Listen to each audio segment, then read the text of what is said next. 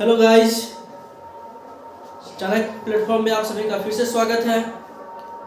जैसा कि आप लोग देख रहे हैं कि हम लोग जो है मैराथन क्लास का सीरीज चला रहे हैं, जो उस सीरीज का यह जो है पार्ट 3 भाग है। तीसरा सीरीज यह चल रहा है, जिसमें हम लोग जो है 51 से 75 क्वेश्चन तक को देखेंगे।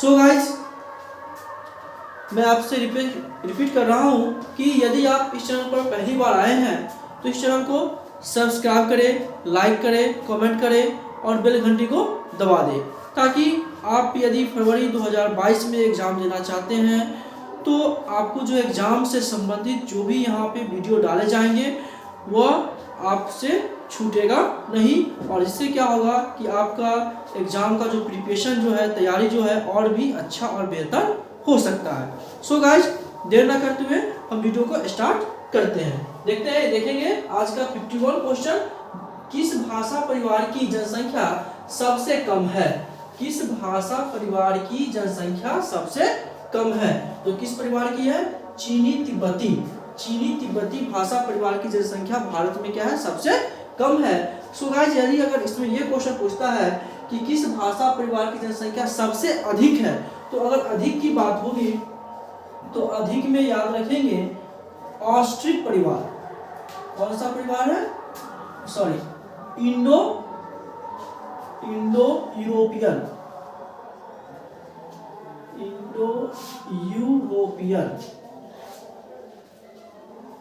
ठीक है गाइस, कौन सा है? अधिक में इंडो यूरोपियन जो है वह आपका क्या है? सबसे अधिक जो है भाषा परिवार वाले समूह हमारे भारत में आते हैं। क्वेश्चन नंबर 52 देखेंगे, मानव विकास सूचकांक में भारत के निम्नलिखित राज्यों में से किसकी कोटि उच्चतम है? मानव विकास सूचकांक में भारत के निम्नलिखित राज्यों में किसकी कोटि उच्चतम है? तो सर्वाधिक वाले जो राज्य जो है अच्छे कोटि की, वह कौन सा है? केरल है। कौन सा है? केरल है। क्वेश्चन नंबर 53 देखेंगे, 2011 के अनुसार से भारत की जनसंख्या थी। 2011 के अनुसार से भारत की जनसंख्या थी कितना है? 121 करोड़। कितना है? 121 करोड़। इसकी अगर हम पूरी जनसंख्या की बात करें तो पूरी जनसंख्या जो है गाइस कितना है? 121 करोड़ 8,54,977। कितना है? 121 करोड़ 8,54,977। आप इसे एक मोबाइल नंबर की तरह याद कर लीजिए। ये 10 नंबर का डिजिट का अंक है, देख सकते हैं। देखिए 3331, यानी कि 3363910। 10 नंबर का एक मोबाइल नंबर होता है। उसी तरह से मोबाइल नंबर की तरह आप याद कर सकते हैं 121 करोड़ 8,54,977। क्वेश्चन नंबर 54 देखेंगे, बहुत इंपॉर्टेंट क्वेश्चन है। प्राचीनतम नगरीय बस्ती कौन है? यानी कि सबसे प्राचीन नगरीय बस्ती कौन है? कौन सा है गाइस? सिंधु घाटी है। कौन सा है? सिंधु घाटी है। 55 नंबर क्वेश्चन देखेंगे, हीराकुंड परियोजना अवस्थित है। हीराकुंड परियोजना कहाँ अवस्थित है? तो कहाँ है? उड़ीसा में है।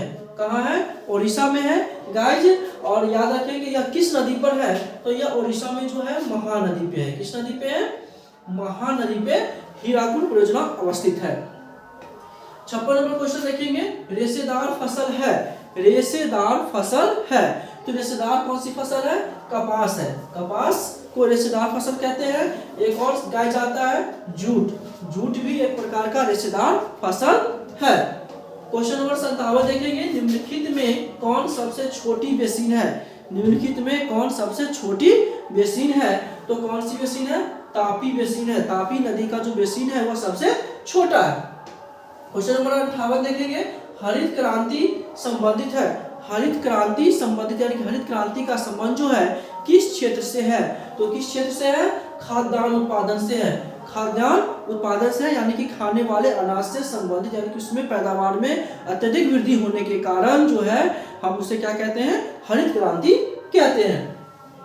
क्वेश्चन नंबर 59 देखेंगे, निम्नलिखित में से कौन भारतीय कृषि की समस्या है? भारतीय कृषि की समस्या। तो भारतीय कृषि की समस्या गाइस जो है बहुत सारे अधिक है। उनमें से प्रमुख कौन है? निम्न उत्पादकता, विखंडित जोत और नियमित मानसून। निम्न उत्पादकता, विखंडित जोत और अनियमित मानसून जो है हमारे भारतीय कृषि की एक सबसे प्रमुख समस्या है।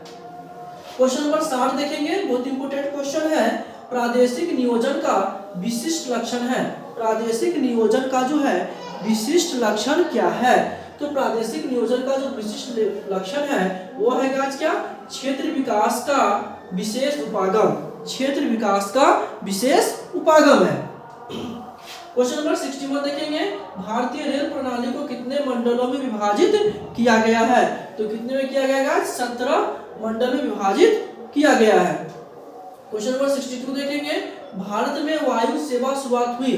भारत में वायु सेवा कब शुरुआत हुई? 1911 ईस्वी में। कब हुआ था? 1911 ईस्वी में हुआ था। क्वेश्चन नंबर 63 देखेंगे, पूरा पश्चिम गलियारा जोड़ता है। पूरा पश्चिम गलियारा जोड़ता है। कब जोड़ किसे जोड़ता है? पूरा पश्चिम गलियारा जोड़ता है। किसे जोड़ता है? तो सिलचर को पोरबंदर से। किसे जोड़ता है? सिलचर को पोरबंदर से जोड़ने का काम करती है। ये एक प्रकार का मार्ग है जिसे हम पूर्वी पश्चिमी गलियारा के नाम से जानते हैं और यह सिलचर से पोरबंदर को जोड़ने का काम करती है। क्वेश्चन नंबर 64 देखेंगे, बहुत ही इंपोर्टेंट क्वेश्चन है। 2011 के अनुसार भारत का जो है जनसंख्या घनत्व क्या है? 2011 के अनुसार से भारत की जनसंख्या घनत्व क्या है? तो कितना है गाइस? 382 व्यक्ति प्रति वर्ग किलोमीटर। कितना है? 382 व्यक्ति प्रति वर्ग किलोमीटर है। क्वेश्चन नंबर 65 देखेंगे, भारत का कौन सा लंबा राष्ट्रीय राजमार्ग है? कौन सा? भारत का कौन सा लंबा राष्ट्रीय राजमार्ग है? ठीक है गाइस, भारत का कौन सा लंबा राष्ट्रीय राजमार्ग है? तो कौन सा है? NH44। कौन है? NH44 है गाइस, इसको याद रखेंगे। और ये NH44 जो है कहां से? तो श्रीनगर से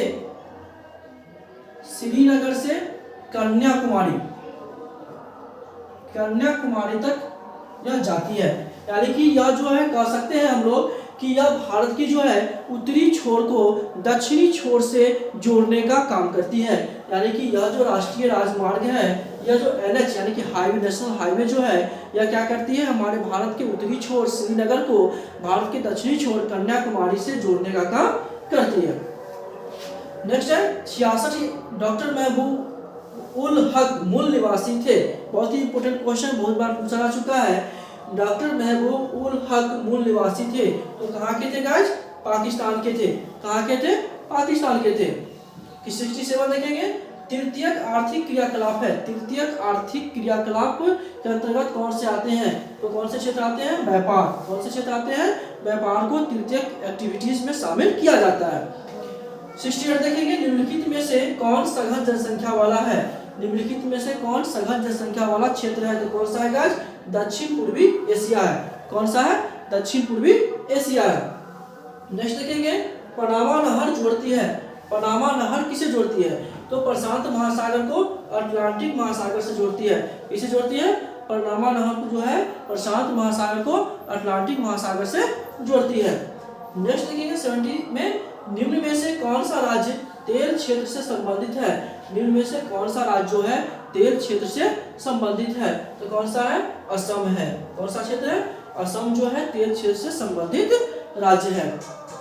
नेक्स्ट देखेंगे 71 क्वेश्चन, इंपोर्टेंट क्वेश्चन है। जलजन्य रोग है, यानी कि जल से संबंधित जो है कौन सी बीमारी है? जल से प्रदूषित होने पर कौन सी बीमारी होती है? तो कौन सी है वो? अतिसार है। कौन सी बीमारी है? अतिसार बीमारी है। 72 नंबर क्वेश्चन देखेंगे, निम्न में से कौन सी खाद्य फसल है? कौन सी खाद्य फसल? खाद्य फसल मीन्स जो खाने वाली फसल होती है, तो वो कौन सी है? मक्का है। इसके अतिरिक्त और क्या हो सकता है? गेहूं भी ऑप्शन में आते हैं, तो गेहूं को भी याद रखेंगे। कौन सी खाद्य फसल है? मक्का और गेहूं। नेक्स्ट है, निम्न के शासित प्रदेशों में किसकी साक्षरता दर उच्चतम है? के शासित प्रदेशों में किसकी साक्षरता दर उच्चतम है, सबसे अधिक है? तो कौन सी है? लक्षद्वीप है। नेक्स्ट देखेंगे, ITDP का पूरा नाम क्या है? ITDP बहुत बार ये क्वेश्चन पूछा जा चुका है। इसका पूरा नाम याद रखेंगे, समन्वित जनजातीय विकास प्रोग्राम। समन्वित जनजातीय विकास प्रोग्राम, इसको इंग्लिश में कहते हैं इंटीग्रेटेड ट्राइबल डेवलपमेंट प्रोग्राम। ठीक है गाइस, अगला क्वेश्चन देखिए 75 क्वेश्चन आज के सीरीज का। जनसंख्या वृद्धि दर सर्वाधिक है। जनसंख्या वृद्धि दर जो है सर्वाधिक किस महादेश में होती है? तो किस महादेश में है? अफ्रीका महादेश में है। ठीक है गाइस, आज हम लोग जो है 51 से 75 क्वेश्चन को देखे हैं। आपसे फिर से मैं कह रहा हूँ कि यदि आप जो है इस चैनल पर पहली बार आए हैं तो इस चैनल को सब्सक्राइब करें, लाइक करें, कमेंट करें, शेयर करें, ठीक है गाइस, और बेल घंटी को दबा दें ताकि जो है इस प्लेटफॉर्म के द्वारा जो है जो भी वीडियो आपको दिया जाएगा उसका नोटिफिकेशन आप तक जो है पहले पहुंच जाएगा। So guys, thanks for watching.